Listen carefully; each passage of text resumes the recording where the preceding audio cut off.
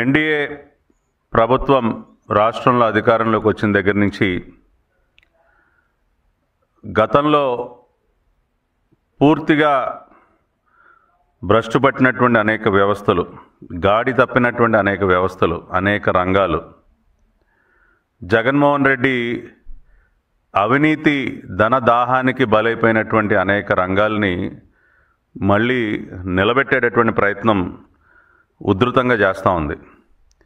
గౌరవ ముఖ్యమంత్రి నారా చంద్రబాబు నాయుడు గారి సారథ్యంలో గత 14-15 నెలలుగా అనేక రంగాల్ని తిరిగి నిలబెట్టడమే కాకుండా దేశంలోనే అత్యున్నత ప్రమాణాలతో వాటన్నిటినీ కూడా అభివృద్ధి చేసేటటువంటి కార్యక్రమాన్ని కూడా పెద్ద ఎత్తున చేపట్టింది.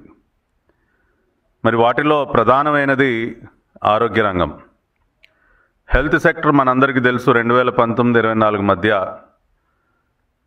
ఎక్కువగా దెబ్బతిన్నటువంటి వ్యవస్థ ఏదైనా ఉందంటే రాష్ట్రంలో అది ఆరోగ్య వ్యవస్థ, హెల్త్ సెక్టర్. దాని యొక్క పర్యవసానాలు మనం ప్రత్యక్షంగా కోవిడ్ సమయంలో మనందరం కూడా చూసాం. కొన్ని వేల మంది ప్రాణాలు కూడా అకారణంగా కోల్పోయారు. దెబ్బతిన్నటువంటి ఆరోగ్య వ్యవస్థ, గాడి తప్పినటువంటి ఆరోగ్య వ్యవస్థ వల్ల జగన్మోహన్ రెడ్డి ప్రభుత్వ హయాంలో మరి ఆ రంగానికి చెందినటువంటి నిధులను కూడా పెద్ద ఎత్తున దారి మళ్లించి మరి మింగేసే కార్యక్రమం, జగన్ రెడ్డి తన ధనదాహాన్ని తీర్చుకునేటటువంటి కార్యక్రమాన్ని చేపట్టడం వల్ల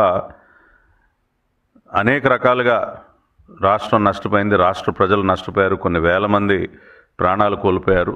దాని యొక్క పర్యవసానాలు మనం కోవిడ్ సమయంలో ప్రత్యక్షంగా చూసాం.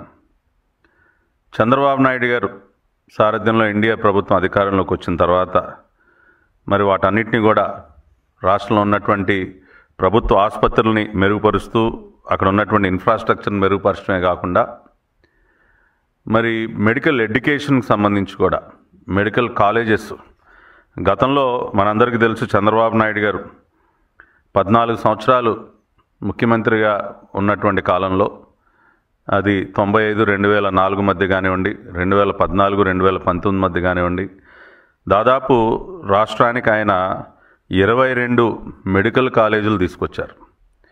రాష్ట్రంలో 22 మెడికల్ కళాశాలల ఏర్పాటు వెనుక చంద్రబాబు నాయుడు గారి కృషి ఉన్నది అనేది మనం కాదనలేనటువంటి వాస్తవం.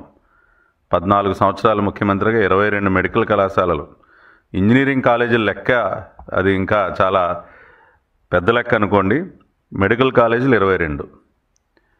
మళ్ళీ తిరిగి ఇప్పుడు మళ్ళీ వాటిపైన దృష్టి పెట్టి మళ్ళీ రాష్ట్రంలో మనం మెడికల్ కాలేజీలను ఏ రకంగా ఇంకా మెరుగ్గా ఏర్పాటు చేయాలి, అత్యున్నత ప్రమాణాలతో ఏ విధంగా ఏర్పాటు చేయాలి, మంచి ఇన్ఫ్రాస్ట్రక్చర్తో ఏ విధంగా ఏర్పాటు చేయాలి అనే ఆలోచన చేసి మళ్ళీ ఒక 10 మెడికల్ కాలేజీలు పీపీపీ మోడల్లో మనం తీసుకొస్తున్నాం. ఇవాళ గతంలో ఆయన హయాంలో అనేక దారుణాలు చేసి, అనేక రకాలుగా ఆరోగ్య వ్యవస్థను నిర్వీర్యం చేసి ఇవాళ మళ్ళీ బురద జల్లే కార్యక్రమం చేస్తూ ఉన్నాడు జగన్మోహన్ రెడ్డి. అయ్యా జగన్మోహన్ రెడ్డి గారు, మీరు ముఖ్యమంత్రిగా ఉన్నటువంటి 5 సంవత్సరాల కాలంలో మెడికల్ కాలేజీలకు సంబంధించి మాట్లాడుకుంటే మీరు తీసుకొచ్చింది కేవలం 5 కళాశాలలు, మీరు గ్రౌండ్ చేసింది కేవలం 5 కళాశాలలు, అవి కూడా అసంపూర్తిగా. ఏవైతే మరి విజయనగరం, మచిలీపట్నం, ఏలూరు, రాజమండ్రి, నంద్యాల ఇటువంటివి 5 కళాశాలలు ఏవైతే ఉన్నాయో అవి కూడా పూర్తిగా అక్కడ ఇన్ఫ్రాస్ట్రక్చర్ పనులు పూర్తి కాకుండానే కొంత అసంపూర్తిగానే మీరు అక్కడ కాలేజీలని ప్రారంభించినటువంటి పరిస్థితి. ఇవాళ అవన్నీ కూడా మళ్ళీ మేము పూర్తి చేస్తూ ఉన్నాం. అదేవిధంగా ఇంకా అదనంగా 10 కాలేజీలని మేము ఇవాళ పీపీపీ సెక్టర్లో, పీపీపీ మోడల్లో అభివృద్ధి చేసేటటువంటి కార్యక్రమాన్ని కూడా చేపట్టాం. మీ ప్రభుత్వ హయాంలో ఒకసారి మనం చూసినట్లయితే 17 కళాశాలలు, ఏదైతే నేను 17 కాలేజీలు నేను చాలా గొప్పగా తీసుకొచ్చేసాను, ఏదో పెట్టేసి అవన్నీ కూడా గేట్లు తెరిచి విద్యార్థులకి పాఠాలు చెప్తున్నట్టు మాట్లాడుతూ ఉన్నాడు జగన్మోహన్ రెడ్డి.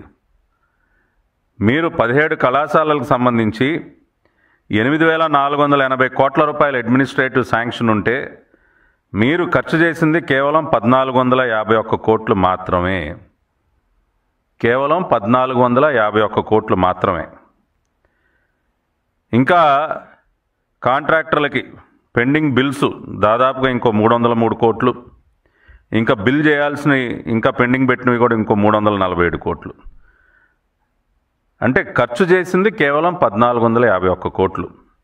ఇవాళ మీరేదో చాలా గొప్పగా, నేనేదో చాలా అద్భుతంగా చేసేసాను, 17 కాలేజీలు నేనేదో తెరిచేశాను, ఓపెన్ చేసేసాను అన్నట్టు మాట్లాడుతూ ఉన్నారు. కానీ వాస్తవ పరిస్థితి ఏంటయా? ఖర్చు చేసింది కేవలం 1,451 కోట్లు. దానిలో కూడా కేంద్ర ప్రభుత్వం నుంచి వచ్చినటువంటి నిధులే మనకు అధికంగా కనపడుతూ ఉన్నాయి. దాదాపుగా 975 కోట్ల వరకు దానిలో కేంద్ర ప్రభుత్వమే ఖర్చు చేసినటువంటి పరిస్థితి. అంటే ఖర్చు చేసిన దానిలో కూడా అధిక శాతం కేంద్ర ప్రభుత్వ నిధులు. మీరు రాష్ట్ర ప్రభుత్వం వైపు నుంచి ఖర్చు చేసింది చాలా నామమాత్రం. అటువంటి మీరు ఇవాళ చంద్రబాబు నాయుడు గారి ప్రభుత్వం పైన మీరు మాట్లాడుతూ ఉన్నారు. ఇవాళ ఒకసారి రాష్ట్ర ప్రజలందరికీ కూడా కొన్ని వాస్తవాలు నేను తెలియజేయదలుచుకున్నా. ఇవాళ ఏదైతే 10 కాలేజీలు పీపీపీ మోడల్లో ఏర్పాటుకి నిర్ణయం తీసుకుందో చంద్రబాబు నాయుడు గారి ప్రభుత్వం, ఇవి పూర్తిగా ప్రైవేటు యాజమాన్యాలకి లేకపోతే ప్రైవేటు వ్యక్తులకి ఈ కాలేజీలని దారాదత్తం చేయటం అనేది కాదు. దీనిలో కూడా, ఈ మోడల్లో కూడా అనేక జాగ్రత్తలు తీసుకోవటం జరిగింది. ఎవరైతే మరి కాలేజీల ఏర్పాటుకి ముందుకు వస్తూ ఉన్నారో, ఇవి కూడా ఈ 10 కాలేజీల్లో కూడా ఫేజ్ 1 4 కాలేజీలు, ఏదైతే మరి మార్కాపూర్, మదనపల్లి, పులివెందుల, ఆదోని, ఈ 4 కాలేజీలు ఫేజ్ 1లో తీసుకోవటం జరిగింది. ఈ 4 కాలేజీలకు సంబంధించి కూడా గత ప్రభుత్వ హయాంలో మీరు చూసినట్లయితే మార్కాపూర్లో కేవలం 19% మాత్రమే పనులు చేశారు. అక్కడ ఖర్చు చేసింది కేవలం 90 కోట్లు మాత్రమే. ఇంకా కూడా 440 కోట్ల రూపాయలు ఖర్చు చేయాల్సింది ఉంది మార్కాపూర్ కాలేజీకి. మదనపల్లి మరి దాదాపు 95 ఎకరాల్లో మరి ఏర్పాటు అవుతున్నటువంటి మదనపల్లి కాలేజ్ చూసినట్లయితే గత ప్రభుత్వ హయాంలో ఖర్చు చేసింది కేవలం 84.91 కోట్లు.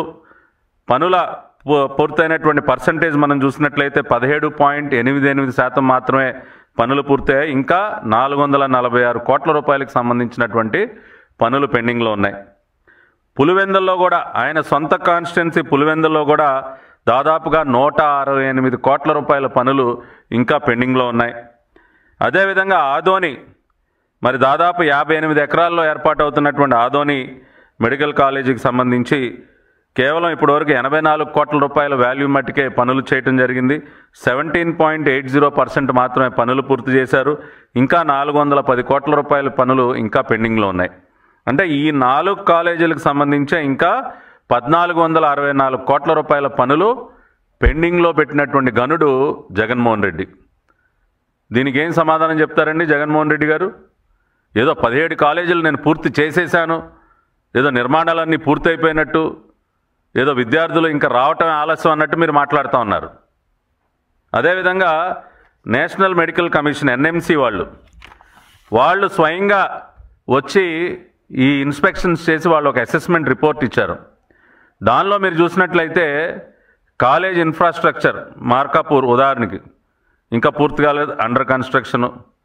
అదేవిధంగా hostel facility under construction, skill lab under construction, research lab under construction, hospital infrastructure partially adequate, clinical material partially adequate, variety of surgical procedures ఇన్యాడిక్వేటు.